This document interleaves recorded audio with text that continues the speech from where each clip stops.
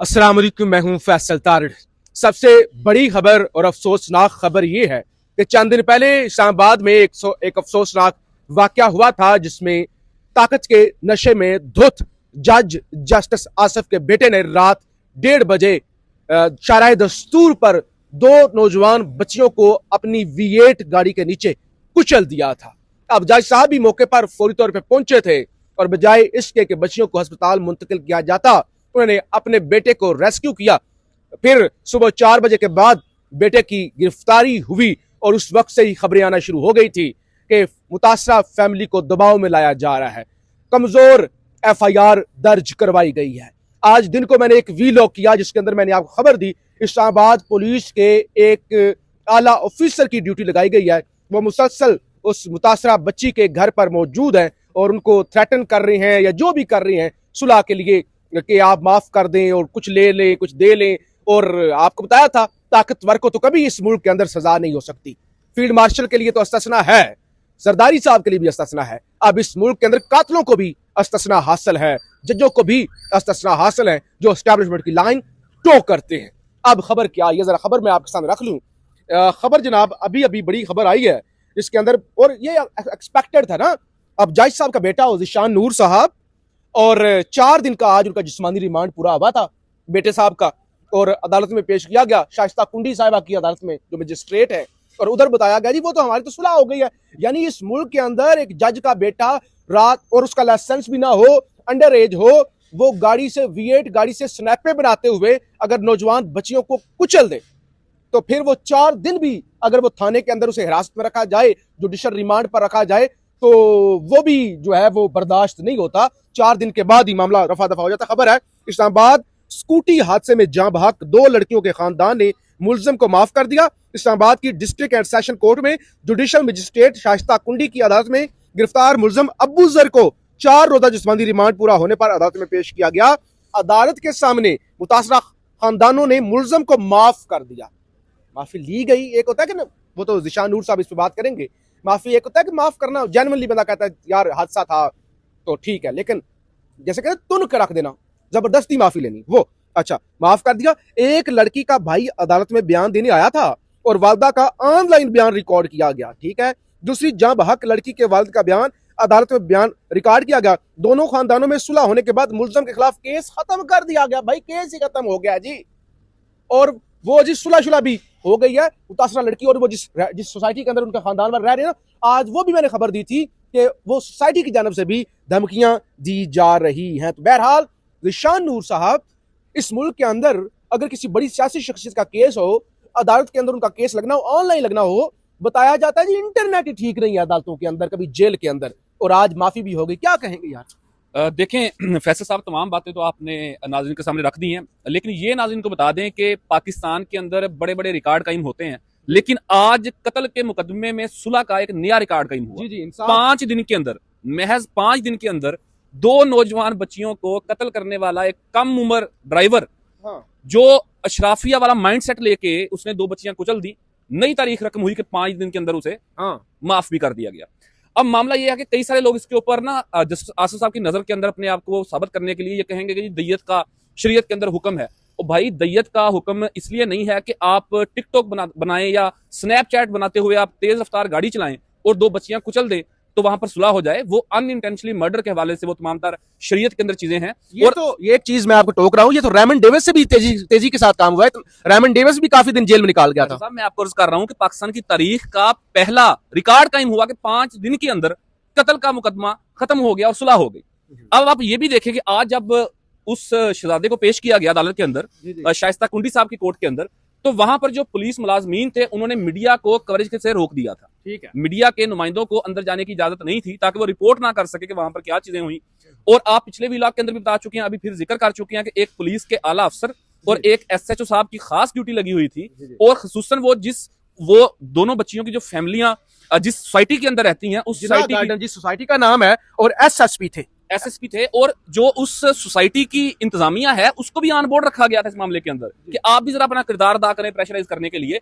तो बज़ाहिर आज जब उन्हें पेश किया गया, एक और बड़ी अहम बात कि यहाँ पर आम आदमी को, किसी सियासी रहनुमा को, MNA को, सेनेटर्स को या सियासी वर्कर्स को जब अदालत के अंदर पेश किया जाता है, एटीसी कोर्ट के अंदर या बाकी अदालतों के अंदर, हाँ। तो उनके मुंह के ऊपर काले शापर चढ़ाए जाते हैं, हाँ। उनके मुंह के ऊपर काले कपड़े डाले जाते हैं। लेकिन मौसूफ आज बड़े प्रोटोकॉल के साथ वो एक सर्दियों के अंदर हमारे जैसे जो मोटरसाइकिल चलाने वाले लोग हैं, वो गर्म सर के ऊपर कैप और मूल पेटने वाला वो लेते हैं मुकम्मल, वो उन्हें पहनाया गया था। और आपको मैं एक और बात बता दूं कि जब ये रिमांड के ऊपर थे थाने के अंदर, तो उस वक्त इन्हें वहां पर मोबाइल की सहूलत भी मैसर थी, अच्छा। नया मैट्रेस इन्हें दिया गया था, और मौसूफ के लिए बाहर से खाना, फास्ट फूड, ये चीजें भी आती थी। और रात के वक्त मौसूफ का जब दिल ललचाना होता था तो उन्हें मोबाइल फोन भी मैसर किया जाता ताकि वो गेम खेल सके। ये 4 दिन का उनका रिमांड था टोटल, और वहां पर पुलिस ने पूरी उनकी सहूलतकारी की। जो बाहर से आम साइलिन थाने के अंदर जाते थे, उनको चेक करके उनके मोबाइल फोन जमा करके उन्हें अंदर जाने की इजाजत होती थी ताकि कोई तस्वीर या कोई वीडियो ना बन सके। ये तो फैसल साहब हो गया मुकम्मल अहवाल, जैसे आप भी बता चुके, मैंने भी कुछ चीजें रख दी। लेकिन बतौर पाकिस्तानी, बतौर इस पाकिस्तान के एक शहरी के, आज सर शर्म से डूब गया। यार कोई कहीं पे किसी अशराफिया की तरफ से मार दिया जाएगा, कहां उसको इंसाफ मिलेगा? ये वो सवाल खड़ा हो गया आज कि जिसका जवाब शायद नाजरीन के पास अगर है तो वो कमेंट सेक्शन के अंदर जरूर बताएं कि क्या इंसाफ की तवक्को होगी कि यहाँ पर सिर्फ अशराफिया के लिए ही ये तमाम तर इस्तिस्ना है और कातलों के लिए यहाँ पर दर्जनों नहीं, सैकड़ों नहीं, हजारों कत्ल के मुजरमान जो हैं, और ऐसे मुजरम भी बेचारे जिनसे अनइंटेंशनली कत्ल हुए, वो जेलों के अंदर सड़ रहे हैं। और जज साहब का जो बेटा है वो 5 दिन के अंदर रिकॉर्ड कायम करते हुए आज घर जाएगा, अपने वालिद साहब से गले मिलेगा, अपनी माँ से गले मिलेगा, और वो 2 बच्चियां जिनके वालिदैन पूरी उम्र इस कर्ब के अंदर गुजारेंगे कि हम अपनी बच्चियों को, का खत्म भी नहीं हुआ ये जो एक, और ये पता नहीं कितना एक प्रेशर उनके ऊपर होगा, उनकी फैमिलीज के ऊपर। उन बच्चियों के घर वाले किस कर्ब से, किस अजियत से पूरी उम्र गुजारेंगे कि वो अपनी नौजवान बच्चियों के इस नाहक कत्ल के ऊपर उन्हें इंसाफ भी नहीं दिलवा सके। बहरहाल जी, साबिक वजीर आजम के साथ छोड़ देना इमरान खान के साथ जेल में क्या हो रहा है, किस तरह की धमकियां लगाई जा रही हैं, कितना आइसोलेशन में रखा गया है इस मुल्क के अंदर। यानी अब आप कह लें कि इस मुल्क का शहरी होने जैसे जुर्म नहीं है कि शर्मिंदा तो हम हर रोज होते हैं, आपने कहा नहीं शर्म, हर रोज इस मुल्क के अंदर ऐसा ऐसा जुल्म होता है कि शर्म नहीं, अब तो यानी उससे चीजें आगे जा चुकी है। बहरहाल आप बेहतर जानते हैं, हम जो है वो इस मुल्क के अंदर तो इतना भी बोलने की इजाजत नहीं है जितना हम आपको रिपोर्ट कर रहे हैं। DGISPR की प्रेस कॉन्फ्रेंस, एक तो ज़ीशान नूर साहब इसका रद्द-ए-अमल जब हम रिकॉर्डिंग कर रहे हैं 1 घंटे बाद आने जा रहा है, KP हाउस के अंदर प्रेस कॉन्फ्रेंस होने जा रही है PTI की जानिब से, वो भी हम नाजरीन के सामने इंशाल्लाह रखेंगे, और वो भी बड़ी जवाब आने जा रहा है। और उसके बाद कल जलसा होने जा रहा है पेशावर के अंदर। जुनैद अकबर का इस पे पैगाम आया है, कहते हैं कल खैबर पख्तूनख्वा की आवाम ने यह साबित करना है कि वह अपने मुंतखब वज़ीर आला मोहम्मद सोहेल अफरीदी के साथ खड़े हैं। इमरान खान इस मुल्क की सबसे बड़ी हकीकत है, ना मानने वालों को किसी अच्छे डॉक्टर से इलाज करवाना चाहिए। शफी जान का भी इस पे रद्द अमल आया, और उन्होंने भी कहा कल आपने देखा होगा कि एक अदारे का तर्जमान बहुत गुस्से में था, मैंने कल पेशावर जाकर उसका भी जवाब देना है। तो आप जरा मुख्तसर ये पेशावर का जलसा क्या होने जा रहा है, क्या आप डेटा बता दें, फिर मैं अलीमा खान ने आज बड़े इंटरनेशनल मीडिया पर इंकशाफात किए हैं कि इमरान खान को डील एस्टैब्लिशमेंट ने ऑफर किया, क्या है वो मैं बताता हूँ। जी फैसल साहब, पाकिस्तान तहरीक इंसाफ ने ये जलसा यानी कि 7 दिसंबर का बरोज अतवार कल 12 बजे जो हयाताबाद स्पोर्ट्स कॉम्प्लेक्स है वहां पर अनाउंस कर रखा था।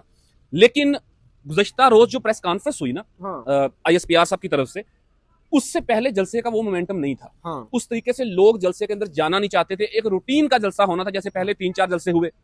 लेकिन गुज़श्ता रोज जो प्रेस कॉन्फ्रेंस हुई उसमें जिस तरीके से बात की गई, पाकिस्तान तहरीक इंसाफ को, इमरान खान को चार्जशीट किया गया, उसके बाद अब लोग ये चाहते हैं कि हम जलसे के अंदर जाएंगे, और खसूसन वहां से सुहेल खान अफरीदी उन तमाम बातों का जवाब देंगे, रिबटल देंगे, और पाकिस्तान तहरीक इंसाफ की बात की क़यादत भी बड़ी सख्त वहां पर गुफ्तगू करने जा रही है।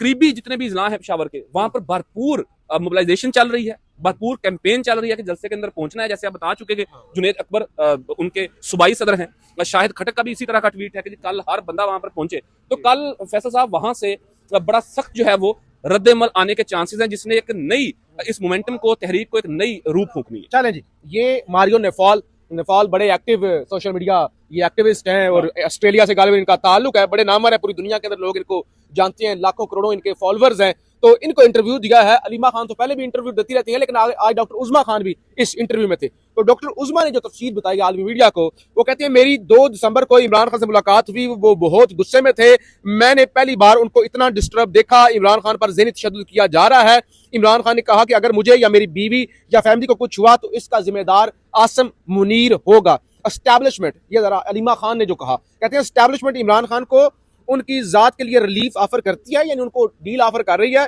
कि आप हमारी शराइत पर आ जाएं, लेकिन इमरान खान अपनी जात के लिए नहीं, कौम की खातर जेल में है और वो अपनी जात की खातर कंप्रोमाइज नहीं करेंगे। यानी वो कहते हैं एस्टैब्लिशमेंट डील ऑफर कर रही है, लेकिन इमरान खान नहीं मान रहे। और इमरान खान ने बताया कि ये इन्हें तोड़ना चाहते हैं, ये चाहते हैं इमरान खान अपने नजरिए से पीछे हट जाएं, लेकिन इमरान खान को दो टोक उनका फैसला है कि कुछ भी कर लें, ये इमरान खान को तोड़ नहीं सकते। इमरान खान कभी अपने मौक़िफ़ से पीछे नहीं हटेगा। और ज़हनी तशद्दुद का बताया, वो हमेशा मुस्कुराहट देते थे, लेकिन इस बार वो गुस्से में थे। डॉक्टर उस्मान ने कहा कि वो ऑलरेडी जब हमारे मिलते हैं तो हम कुछ कहें भी ना, वो कहते हैं तुम्हारा अल्लाह पे ईमान कमजोर हो गया है। लेकिन इस बार जब हम मिले हैं तो इतना इमरान खान को ज़हनी टॉर्चर किया जा रहा था कि वो डिस्टर्ब थे। बहरहाल केपी हाउस के अंदर प्रेस कॉन्फ्रेंस, वो भी आपके सामने रिपोर्ट करेंगे, कोशिश करेंगे कल, अगर पेशावर अगरचे यहाँ से कोई 200 किलोमीटर सफर है, तो अगर कोई पॉसिबिलिटी हुई तो आपको वहां से भी रिपोर्ट करेंगे। पाकिस्तान जिंदाबाद।